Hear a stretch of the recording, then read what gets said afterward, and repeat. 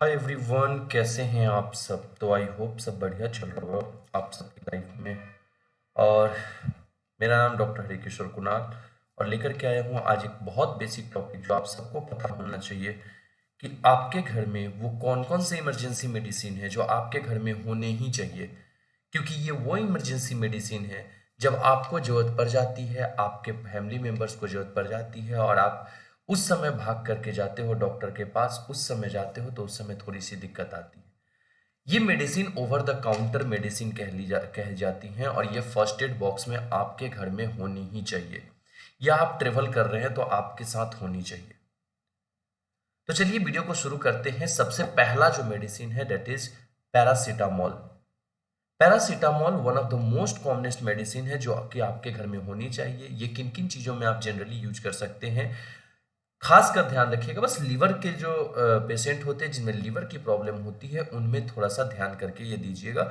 उनमें नहीं, generally Contra indicated होता है जो लीवर सिरोसिस वाले पेशेंट होते हैं। बाकी लोगों में दे सकते हो एसिलोफिनैक, इसका कॉम्बिनेशन पैरासीटामोल के साथ ये दिया जा सकता है फीवर में, हेडेक में और बॉडी पेन में भी आप दे सकते हैं। इन जनरली हम इन चीज़ों में देते हैं और आप आराम से ये पेशेंट को दे सकते हैं एज अ पेन किलर। एनएसएआइड होता है। दूसरा भी वही है, डेट इज विद द सिरेप्टोपेप्टाइडेज है और ये भी बहुत कॉमनली हमारे पास यूज में आता है। ये मसल रिलैक्सेंट की तरफ भी यूज किया जाता है। ये थोड़ा सा हाई लेवल का है। एसिलोफिनैक है, इसमें पेन किलर के फॉर्म में ज्यादा यूज किया जाता है एनएसएआईडी। तीसरा मेडिसिन है पेंटोप्राजोल। पेंटोप्राजोल की बात करता हूँ। ये गैस्ट्रिक पेशेंट जो कि सुबह में जिनको गैस की समस्या हो तो उनको दिया जा सकता है, या अचानक से गैस बन रहा है पेट में तो उनको दिया जा सकता है। ठीक है, अनइजीनेस फील हो रहा है उनको दिया जा सकता है ऐसे पेशेंट।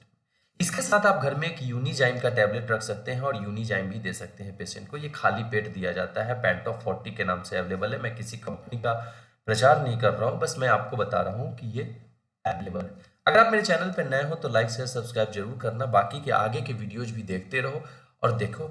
नेक्स्ट है नॉर्फ्लॉक्सासिन एंड ट्रिनिडाजोल। देखिए नॉर्फ्लॉक्स टीजेड के नाम से बहुत फेमस है। एक्चुअली क्या है, ये है हमारे पास एक ओफ्लॉक्सासिन कैटेगरी का एंटीबायोटिक है। ये लूज मोशन डायरिया के केस में पेशेंट को दिया जा सकता है, बहुत जल्दी बोलस को बाउंड करके रख लेता है।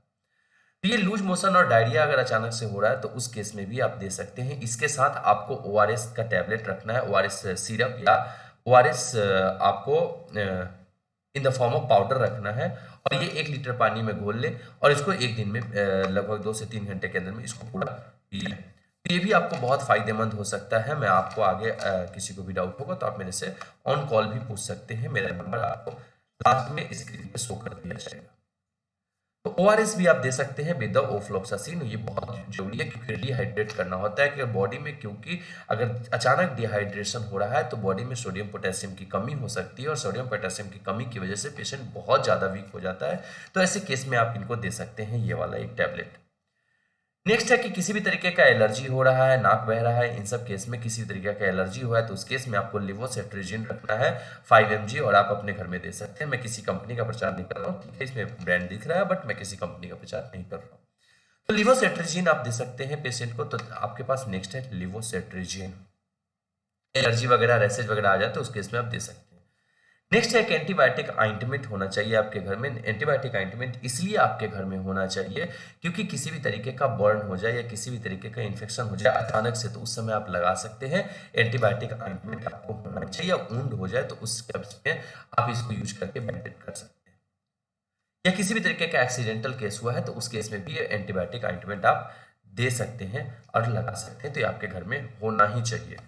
इसके अलावा है कि अचानक से कभी-कभी होता है क्या कि कार्डियक अरेस्ट आ जाता है। मतलब इसका मतलब ये है कि हार्ट अटैक आया है। इसका मतलब कि कहीं न कहीं ब्लड का क्लॉट बना है। तो पेशेंट को उस समय अचानक जल्दी से अगर कुछ देना है तो डिस्प्रिन दे सकते हैं, क्लोपिडोग्रेल दे सकते हैं या एट्रोएस्टिन दे सकते हैं।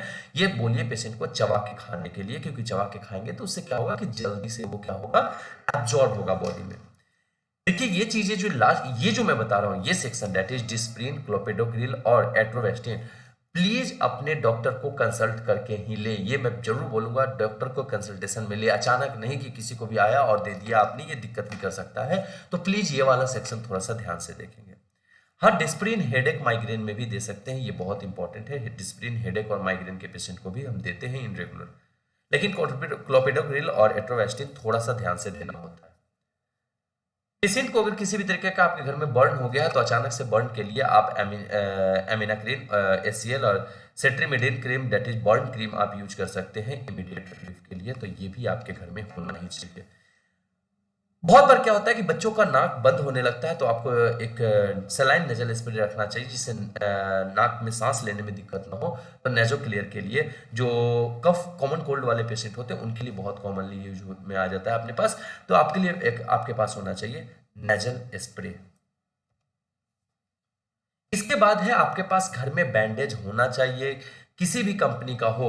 आपको कट लग गया उसके लिए बैंडेड होना चाहिए, आपको किसी भी तरीके का मसल क्रैक आ गया उसके लिए बैंडेड होना चाहिए, किसी भी तरीके का ऊन को कवर करना है तो बैंडेड होना चाहिए। और it should be in a sterilised manner, ये पैक्ड बॉक्स में होना चाहिए, ओपन नहीं कि कहीं भी लेकर के। बहुत सारे गांव में क्या होता है कि आप क्या करते हो कि साड़ी का कॉटन के कपड़े को फाड़ के बांध देते हो, देखिए उसमें दिक्कत क्या होती है, इन्फेक्शन होने का चांस बढ़ जाता है।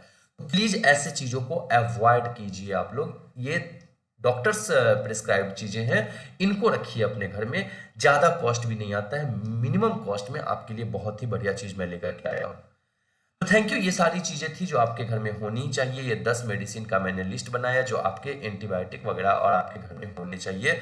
ये अगर आपके घर में है, इसके साथ साथ आप एक और भी रख सकते हैं, that is amoxicillin with clavulanic acid, amoxiclav के नाम से आता है, वो रख सकते हैं। इसके अलावा मेरे पास ये नेबुलाइजर है, नेबुलाइजर भी आप अपने पास रख सकते हो।